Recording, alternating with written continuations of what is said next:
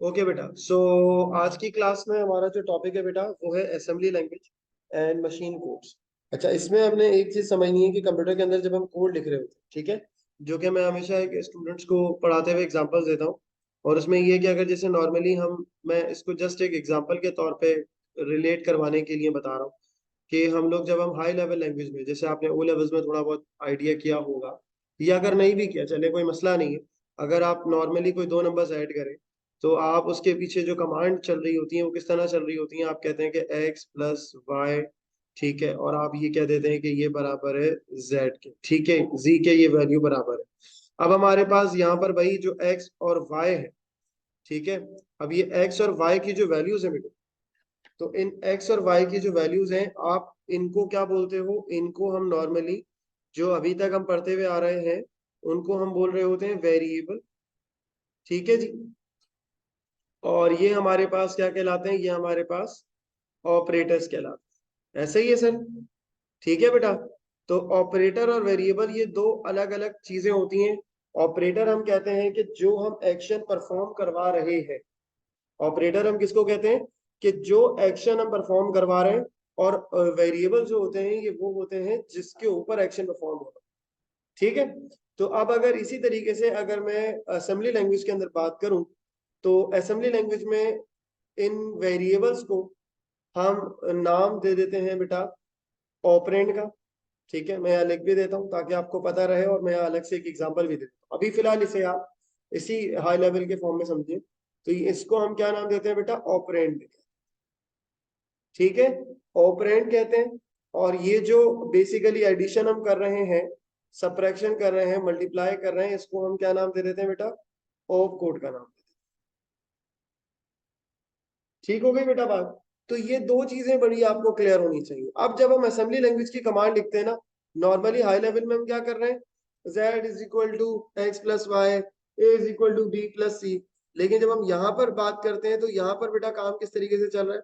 जैसे for example मैंने यहाँ पर कमांड लिखी, अभी आप ये मत पूछेगा कि सर एलटीडी का मतलब क्या है, क्योंकि आपने अभी पढ़ा ही नहीं, ठीक है। अभी फिलहाल आप ये समझ लें कि ये वैल्यू लिखी, एक कमांड लिखी हुई है, और उसके बाद मैंने ये कह दिया टोटल। तो अब ये जो आपको असेंबली की कमांड्स मिलेंगी ना वो सर इसी तरह से मिलेंगी। तो ये वाली जो टर्म होगी बेटा, जो कि क्या है, एक तरह से आप कह लीजिए कमांड है, ठीक है। तो इसको हम क्या कहते हैं सर, इसको हम नाम दे देते हैं ओप कोड का, ठीक है। जबकि ये जो टोटल लिखा हुआ है ये आपके पास क्या कहलाएगा सर, ये आपके पास कहलाएगा operand. Are you getting my point बेटा, ठीक है। तो आपको ये चीज बड़ी क्लियर होनी चाहिए कि ओप कोड क्या होता है, और आपको ये बड़ा क्लियर होना चाहिए ऑपरेंड क्या होता है, ठीक है। जब भी हम असेंबली लैंग्वेज के अंदर काम करेंगे वो इसी तरीके से करें।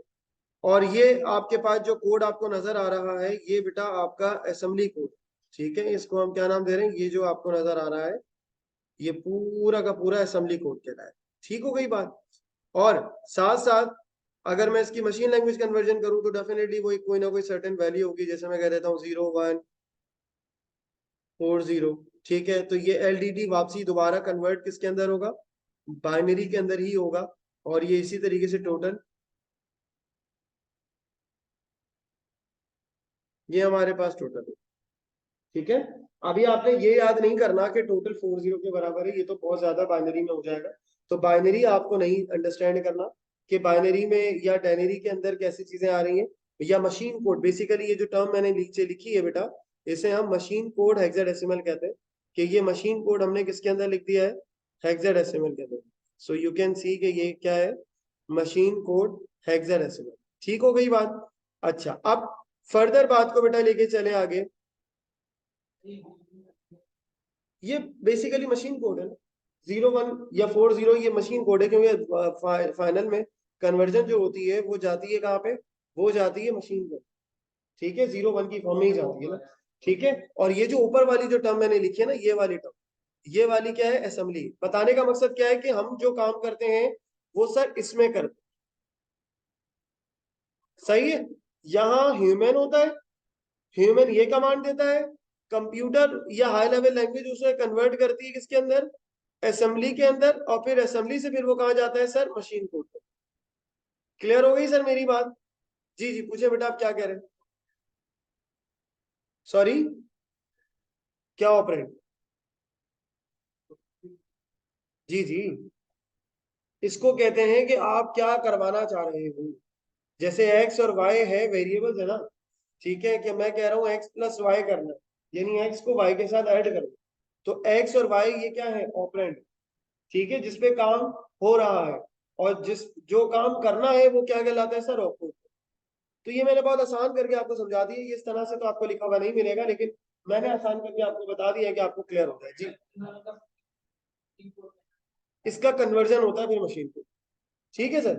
अब हमारे पास असेंबली लैंग्वेज की स्टेजेस होती है, ठीक है, क्योंकि जब भी आप असेंबली लैंग्वेज के कोड को ट्रांसलेट करते हो तो ये जो है वो बेटा वो कन्वर्ट होता है।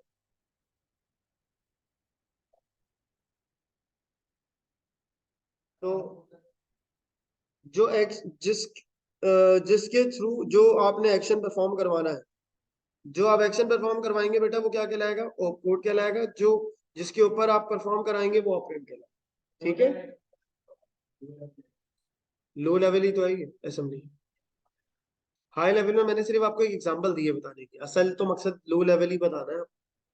असल तो मैं आपको असेंबली लैंग्वेज पढ़ा रहा हूँ ना अभी, तो असेंबली लैंग्वेज के लिए मैं आपको एग्जांपल दे रहा हूँ हाई लेवल लैंग्वेज, ठीक है, वरना आपको मैं डायरेक्टली एलईडी टोटल लिखूंगा आपको समझ ही नहीं आएगा कि ये क्या है, ठीक है। तो मैं आपको ये एग्जांपल के थ्रू बता रहा हूँ कि जैसे हम हाई लेवल में करते हैं एक्स प्लस वाई, ऐसे ही असेंबली के अंदर कमांड जो लिखी जाती है तो वो कोड पहले होता है फिर बाद में ऑपरेंड, ठीक है।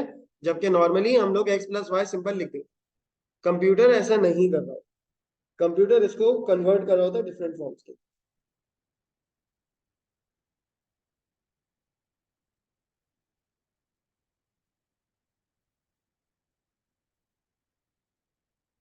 अच्छा, अब जरा मैं आगे बात करूं, टाइप्स ऑफ असेंबलर की मैं बात करूं कि कितने टाइप के असेंबलर्स होते हैं और कैसे जो है वो ट्रांसलेशन होती है।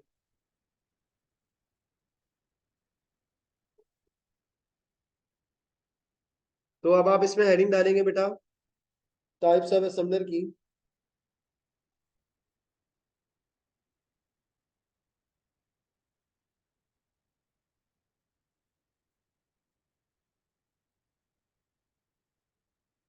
तो बेटा टू टाइप के असेंबलर होते हैं, एक कहलाते हैं हमारे पास जिन्हें हम नाम दे देते हैं single pass assembler, single pass assembler. और सेकंड बेटा हमारे पास होता है जिसे हम क्या नाम दे देते हैं? Two pass assembler.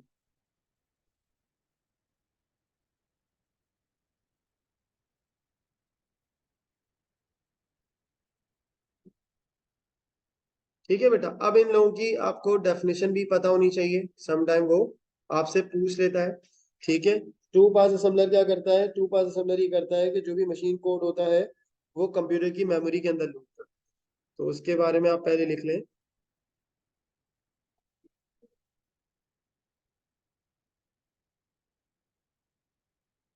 It puts the machine code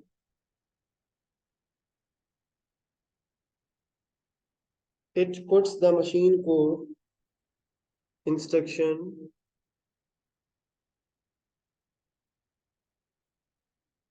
machine code की बेटा जो इंस्ट्रक्शंस होती हैं, ठीक है,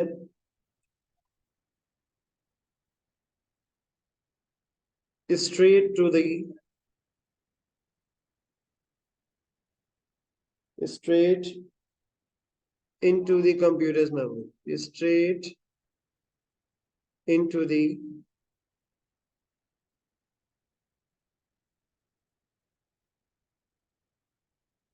computer memory to be executed, memory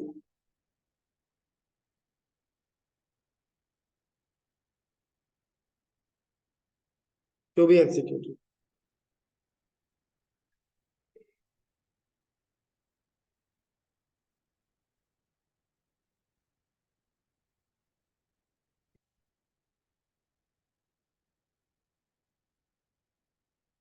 अच्छा, अब जो सेकंड पास असेंबलर होता है वो क्या करता है, वो basically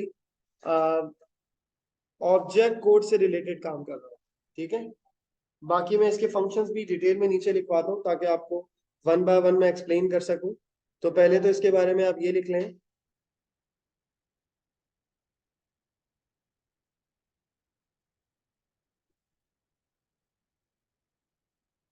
it produces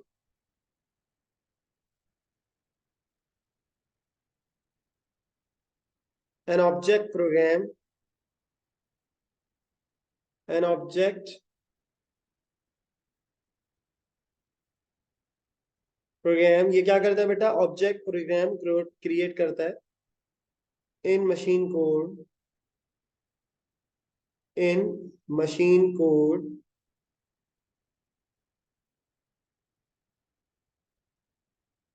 that can be stored, that can be stored, जो कि क्या हो जाता है बेटा, स्टोर्ड हो जाता है और फिर बाद में इसको हम लोड कर देते हैं। that can be stored और फिर आप लिखेंगे लोडेड, देन एग्जीक्यूटेड, फिर हम इसे लोड करके एग्जीक्यूट करते हैं बाद में, executed at a later stage.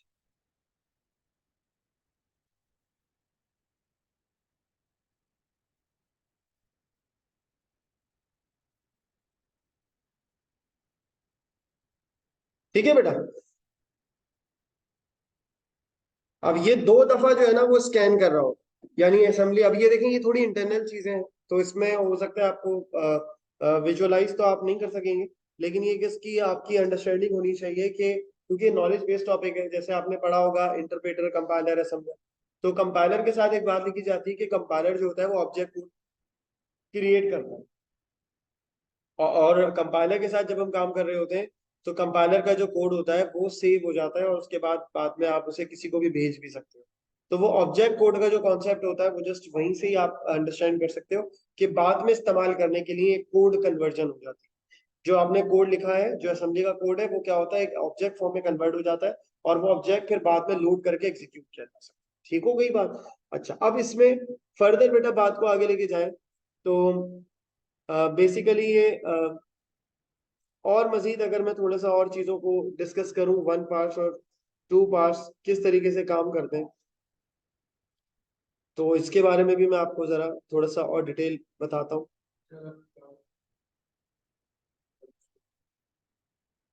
Sorry sorry,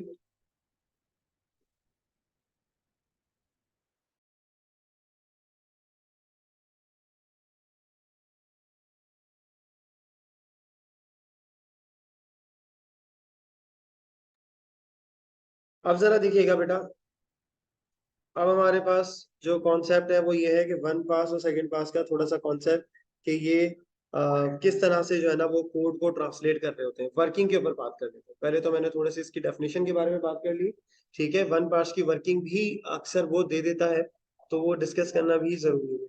तो अब आपने हेडिंग डालनी है यहाँ पे, पास वन में क्या होगा और पास टू में क्या होगा। जब हम पास वन में बात करेंगे सर, तो पास वन में हमारे पास जो कॉन्सेप्ट अप्लाई हो रहा है, पास वन में ये हो रहा होता है कि जब आप कोई कोड लिखते हो ना बेटा तो उसके अंदर कमेंट्स वगैरह भी लिखे, तो कमेंट्स वगैरह रिमूव करने का काम जो है ना वो वन पास कर रहा होता है। ठीक है, फर्स्ट पास के अंदर ये होता है। ठीक है, अच्छा, एक चीज जो दोनों में कॉमन है, जो फर्स्ट में भी है जो सेकंड में भी है, वो ये कि line by line code read होता है। ठीक है, तो यहाँ पे मैं लिख देता हूँ रीड द असेंबली प्रोग्राम, यहाँ लिख लीजिएगा read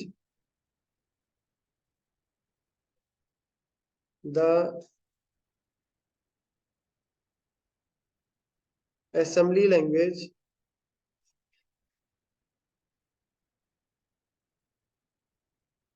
read the assembly language programme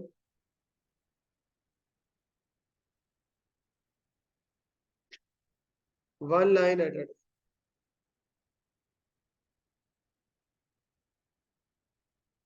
one line at a time.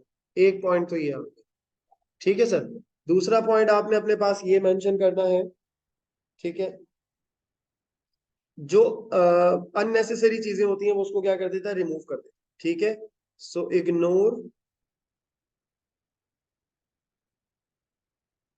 Ignore anything not required, anything not required.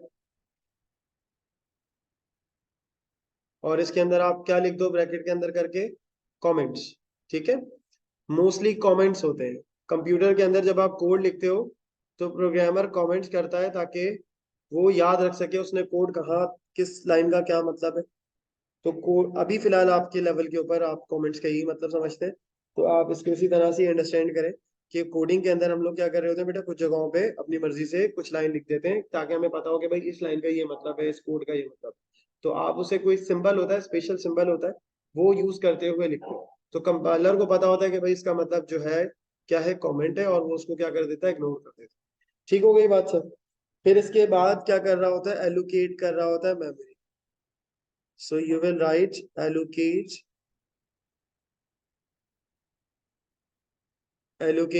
a memory address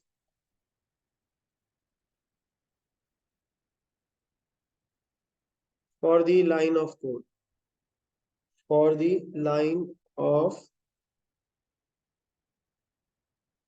code। ठीक है बेटा, एक पॉइंट और ही आ गया। फिर क्या कर रहा होता है, चेक कर रहा होता है op code. Check the op code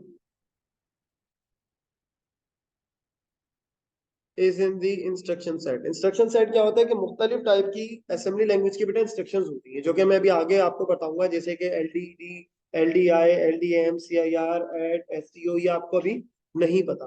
तो चेक कर रहा होता है ऑप कोड जो है वो इंस्ट्रक्शन सेट के अंदर है या नहीं, और उसका क्या मतलब है, वो सारी चीजें ये उसके हिसाब से जो है वो काम कर रहा होता है। ठीक है, तो ये आप इसमें क्या कर सकते हो, मेंशन कर सकते हो इन the instruction set.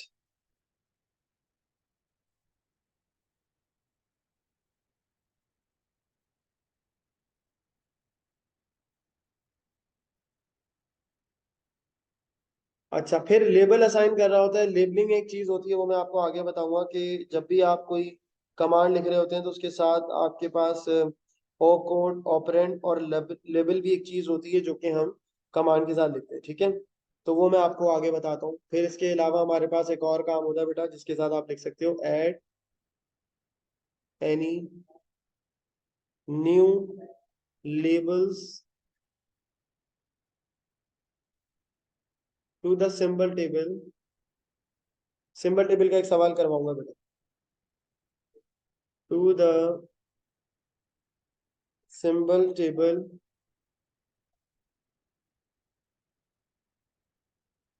with the address if known। अगर हमें एड्रेस पता होता है, ठीक है, तो हम नए लेबल्स उनको क्या कर देते हैं, असाइन कर देते हैं। ठीक है, ये वाली बात हो सकता है अभी आपको डिफिकल्ट हो समझने में, मैं आपको एक प्रॉपर एक पास्ट पेपर का क्वेश्चन करवाऊंगा, तो आपको ज्यादा बेहतर तरीके से समझ। सिंबल टेबल, उसके अंदर वेरिएबल्स की वैल्यूज को और लेबल्स की हम ऑप कोड को नोट कर रहे हैं। सही है, ये मैं आपको आगे बताऊंगा। फिर इसके अलावा हम क्या कर रहे होते हैं, प्लेस कर रहे होते हैं एड्रेस को। ये चैप्टर थोड़ा सा बेटा है डिफरेंट। सही है, place address of labels, place address of labeled instruction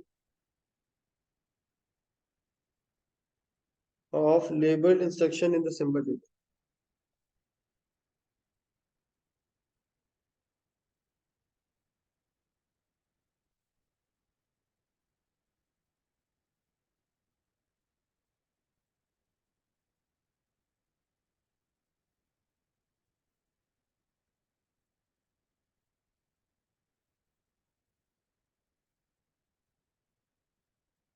ठीक है बेटा, तो ये हमारे पास पास वन, पास टू की बात है, इसके बाद हम करेंगे कि पास टू में काम किस तरीके से हो। ठीक है, यहां तक लिख लिया ना आप लोगों ने। अच्छा, पास टू में बात करेंगे तो इसमें एक बात तो बड़ी कॉमन है कि ये line by line he data read कर रहा होता है। ठीक है, तो एक बात तो आपने ये स्ट्रेट अवे समझ लेनी है, read the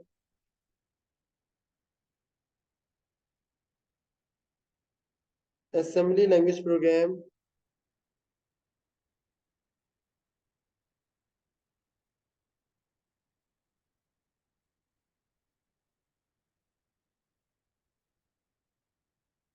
one line at a time।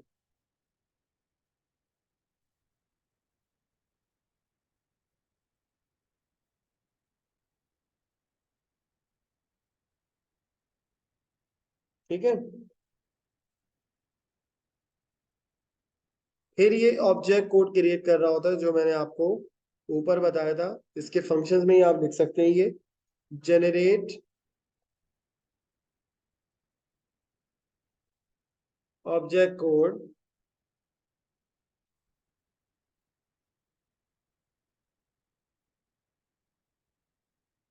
from the symbol table, from the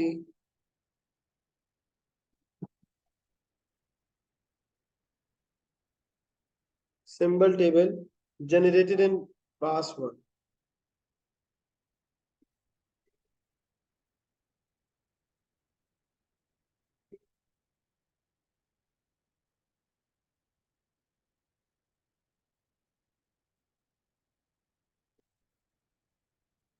पास1 में जो बेटा हमने जनरेट किए होते हैं ना सिंबल टेबल के अंदर, ठीक है, उसकी वैल्यूज को ये क्या कर रहा होता है यहाँ पे, उसके उसकी बेस के ऊपर ये ऑब्जेक्ट कोड जनरेट कर रहा होता है। ठीक है, और फिर उसके बाद हम इसका काम क्या होता है, सेव और एग्जीक्यूट द प्रोग्राम। और लास्ट इसका काम यही है कि ये सेव कर रहा होता है और एग्जीक्यूट कर रहा होता है, सेव और एग्जीक्यूट द प्रोग्राम।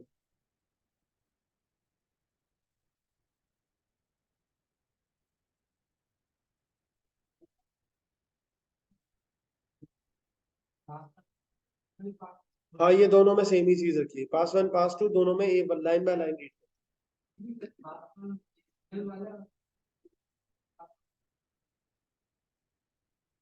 मैं समझा नहीं क्या कह रहे हैं। अच्छा, अब ये एक इन्होंने बेटा सवाल दिया हुआ है, और इस क्वेश्चन के अंदर इन्होंने क्या बोला है कि assembler translate from assembly language into machine. Assembler क्या करता है बेटा, ट्रांसलेट कर रहा होता है। क्या ट्रांसलेट कर रहा होता है बेटा, ट्रांसलेट कर रहा होता है असेंबली लैंग्वेज को किसके अंदर, मशीन लैंग्वेज के अंदर। कह रहा है some assemblers scan the assembly language program twice, these are refer to as two pass assembler. Two pass assembler जो होता है वो स्कैन दो दफा करता है, ठीक है, इसीलिए इसको टू पास कहा जाता है। ठीक है, लाइन बाय लाइन तो करते हैं लेकिन टू टाइम्स करते हैं। कह रहा है the following table shows the 5 activities performed by two pass assembler, write 1 और 2 to indicate whether the activities is carried out during the first pass और ड्यूरिंग द सेकंड पास। यानी कौन सी एक्टिविटीज है जो कि हम फर्स्ट पास में परफॉर्म कर रहे होते हैं, और कौन सी एक्टिविटीज है जो कि हम सेकंड पास में परफॉर्म कर रहे होते हैं। ठीक है, तो जरा जल्दी से इसको वन बाय वन रीड कर लेते हैं। ठीक है, इसमें क्या कह रहा है, any symbolic address is replace by an absolute address, ये सेकंड पास का था। ठीक है, good. Any directives are acted upon, ये इंस्ट्रक्शन सेट की बात है, ये first pass. Any symbolic address is added to the symbol table, first pass. Data items are converted into their binary equivalent, first. फिर क्या रहा है, forward references are resolve, second होता है, क्योंकि फॉरवर्ड रिजॉल्व कैसे रिजॉल्व होता है कि जो एड्रेसेस रह जाते हैं उनको वो फर्दर क्या कर रहा होता है, एग्जीक्यूट कर रहा होता है। ठीक है, तो एक ये सवाल हो गया। दूसरा सवाल, चले बेटा, अब हमारे पास जो टॉपिक है बेटा वो है असेंबली लैंग्वेज इंस्ट्रक्शंस।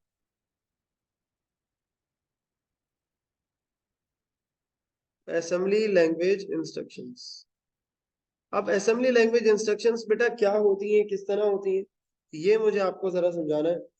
लेकिन असेंबली लैंग्वेज इंस्ट्रक्शंस के अंदर अगर आप बात करें ना,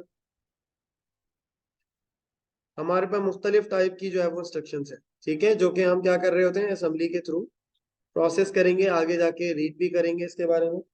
ठीक है, तो अब अगर मैं आपको अगर डिस्कस करूं, तो एक कमांड होती है बेटा हमारे पास जो कहलाती है डाटा मूवमेंट कमांड, ठीक है, या डाटा मूवमेंट इंस्ट्रक्शंस बोलते हैं, डाटा मूवमेंट इंस्ट्रक्शंस।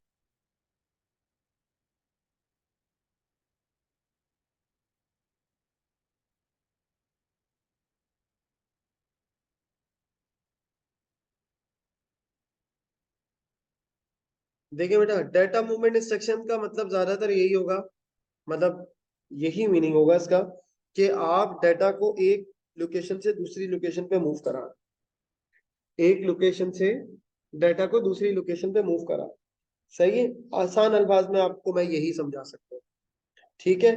और फर्दर इसको अगर हम लेकर जाएं तो मैं एक और चीज भी इसके साथ बता देता हूँ कि जब भी हम बात करेंगे ना data movement instruction, so keep in mind कि हम बात कर रहे हैं कि अक्यूमुलेटर, कि डाटा कहाँ लोड हो रहा है, अक्यूमुलेटर में लोड। सही है, जब भी मैं आपके साथ कमांड मेंशन करूंगा, मैं कहता हूँ एलडीटी, तो इसका मतलब ये कि जो चीज भी मुझे लोड करनी है वो कहाँ लोड करनी है, अक्यूमुलेटर। सही है, तो जो आप याद रख सकते हो पॉइंट, वो ये याद रख सकते हो कि यहाँ पर जो हम बात कर रहे हैं वो हम बात कर रहे हैं कि एक जगह से दूसरी जगह पे हम क्या कर रहे होंगे बेटा, डाटा को लेकर जा रहे होंगे, अक्यूमुलेटर के अंदर लेकर जा रहे हैं, ठीक है। अच्छा, एक कॉन्सेप्ट होता है बेटा हमारे पास जिसे हम नाम दे देते हैं एलडीएम। एलडीएम कमांड का मतलब होता है बेटा load data immediate, load data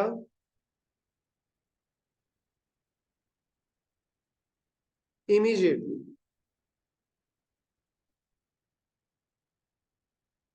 ठीक है।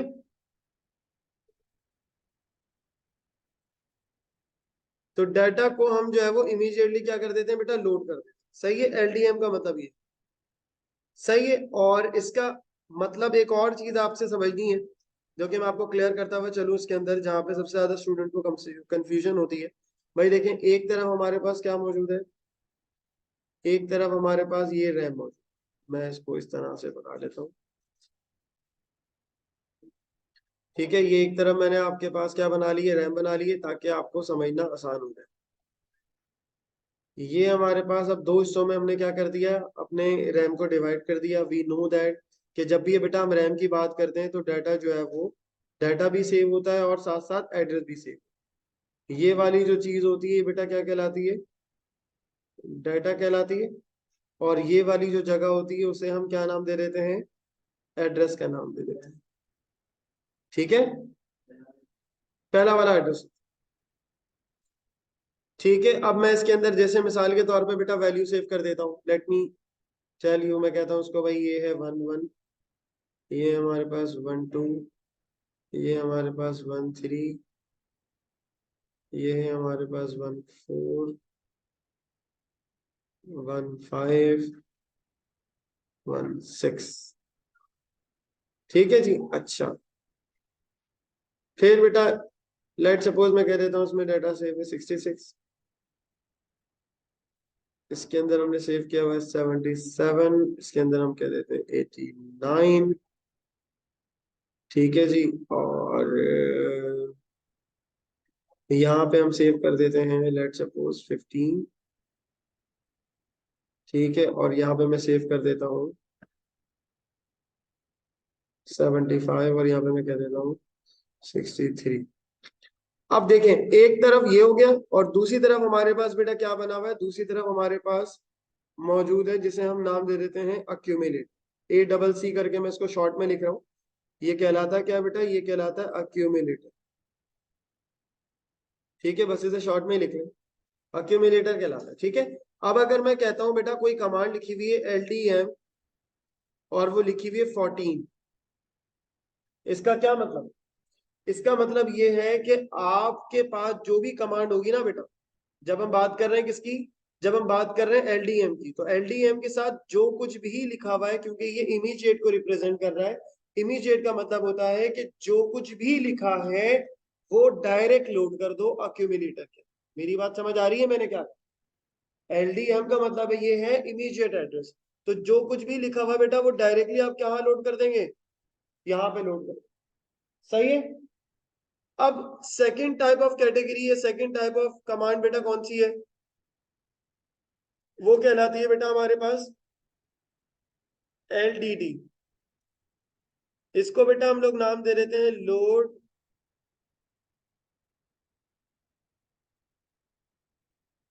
Data directly.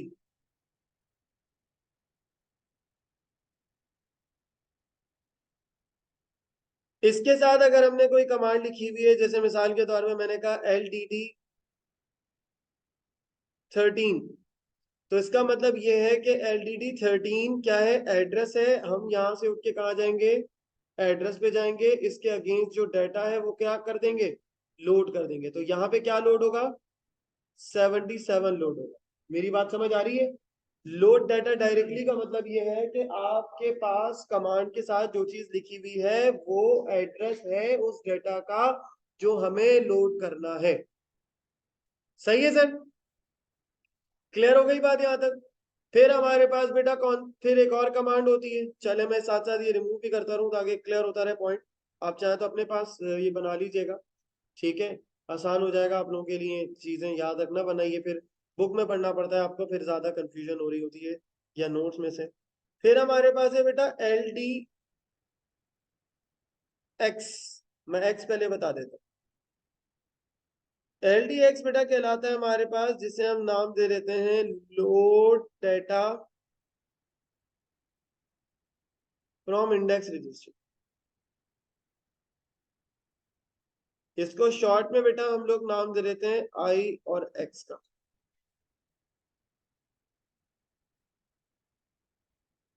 तो अब जब इसकी बात की जा रही होगी, आपको ऐसा कोई कमांड दी जा रही होगी, तो आपको एक अलग रजिस्टर भी दिया हुआ होगा।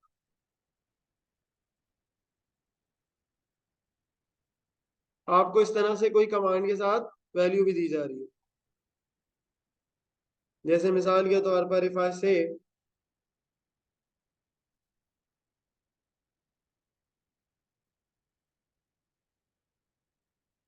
कि यहाँ पे हमने कमांड ले ली, यहाँ 4 लिखा हुआ है, और मैंने कमांड ले ली LDD9, सॉरी LDD9 नहीं, LDX9। हमने क्या लिखा बेटा यहाँ पे? LDX9। अब LDX9 ये क्या है? ये जो कमांड होती है बेटा, ये कंप्लीट होती है इंडेक्स रजिस्टर की वैल्यू ऐड करने के बाद। तो आपको जब भी इस तरह की कमांड दी जाएगी, सर आपने जो भी LDX के साथ लिखा हुआ है उसको आप ऐड करोगे किसके साथ? इंडेक्स रजिस्टर की वैल्यू के साथ। ठीक है? आपने इसके साथ ऐड किया 4, सो व्हाट इट बिकम्स 13। अब आप क्या करें? 13 पे जो डाटा है बेटा वो यहाँ पे आपको, वो डेफिनेटली आपको दी हुई हो। सही है? तो ये याद रखिएगा कि जब भी हम LDX की बात करेंगे बेटा, सो इन LDX आपकी कमांड फाइनलाइज ही जब होगी जब आप उसको इंडेक्स रजिस्टर की वैल्यू के साथ ऐड कर लेंगे। फिर हमारे पास बेटा एक और कमांड होती है जिसे हम नाम दे देते हैं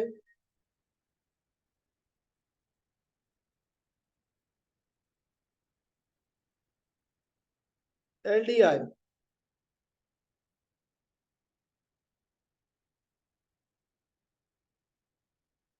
इसके साथ पहले तो मैं ये लिख देता हूँ, फिर इसके बारे में लिख भी दूंगा मैं, बाकी तो याद हो जाते हैं।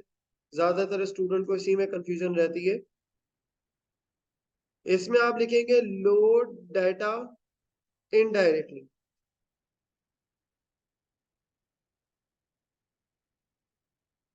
लोड डाटा इनडायरेक्टली, और इसके साथ आपने जो कमांड लिखनी है सर वो ये लिखनी है, या इसका जो आप डेफिनेशन कह लीजिए, आप ये लिखेंगे load the contents load the contents of the contents loads the content of the content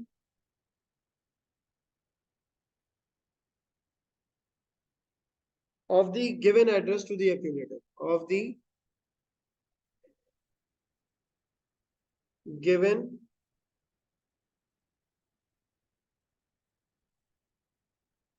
address to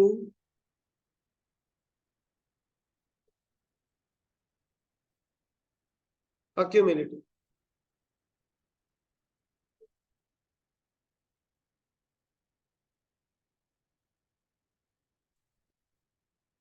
accumulator basically ALU के साथ रजिस्टर होता है जो अपने पास वैल्यूज होल्ड करता है कि अगर आपने कहा x प्लस वाई तो पहले x और y लोड होंगे accumulator के अंदर, फिर वो ऐड होंगे और उसके बाद फिर वापसी accumulator में। तो ALU की मेमोरी कह लीजिए आप। हाँ हाँ, इसके 13 लोकेशन का डाटा है। हाँ, ये एड्रेस काउंट करेगा उसको, ठीक है। अब अगर मिसाल के तौर पे बेटा मैंने यहाँ पे कमांड लिखी हुई है LDI11, मैंने अगर लिखा है यहाँ बेटा LDI11, तो आप क्या करेंगे बेटा, सबसे पहले यहाँ पर आएंगे LDI11, तो यहाँ पर आएंगे LDI11, सही है। LDI11 पर आने के बाद क्या सेव हुआ है 15। अब आप जाएंगे 15 के एड्रेस के ऊपर, और 15 पे जो डाटा होगा वो यहाँ पे लोड, विच इज 75 ओवर है। इसीलिए यहाँ पर मैंने लिख दिया है कि कंटेंट ऑफ द गिवन, ठीक है, content of the given address to accumulate, ठीक है। तो कंटेंट किसका कंटेंट, जो कंटेंट मेंशन है किसके साथ, एड्रेस के साथ, एड्रेस ऑफ डाटा भी बोलते हैं आप जी। नहीं, ऐसा नहीं हो सकता ना, वो सवाल में आपको मेंशन करेगा, इस तरह से थोड़ी देगा।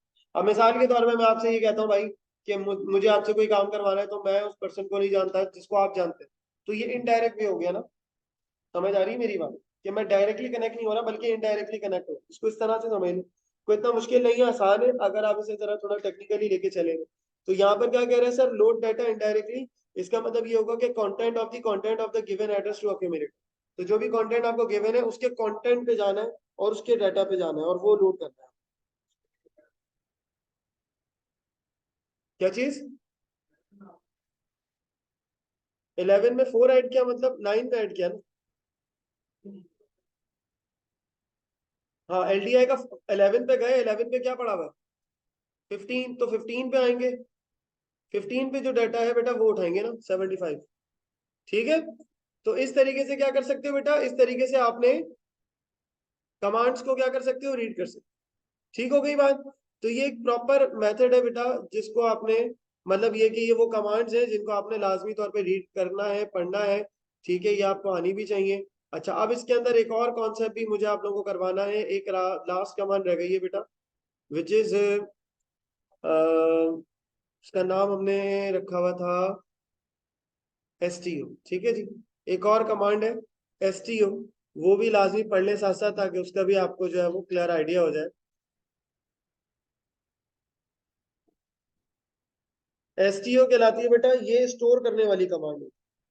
ये क्या करती है कि अक्यूमुलेटर के अंदर जो सेव हुआ है ना उसको सर्टेन एड्रेस पे स्टोर करती है, इसका काम होता है store data,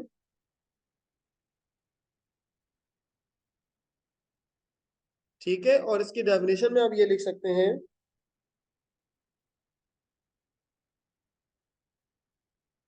store the contents, store the contents of, ये अक्यूमुलेटर की वैल्यू को उठा के ले जाएगी उस जगह पे जो एड्रेस इसके साथ गिवन है, ठीक है। Accumulators, content of accumulators into the specified address.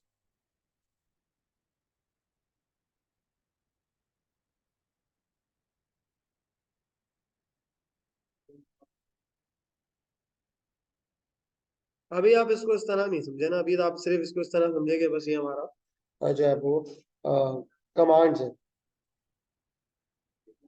And की एक कमांड होती है बेटा जो कि प्रोग्राम को एंड करती है in terms of assembly language. अगर हम बात करें तो रिटर्न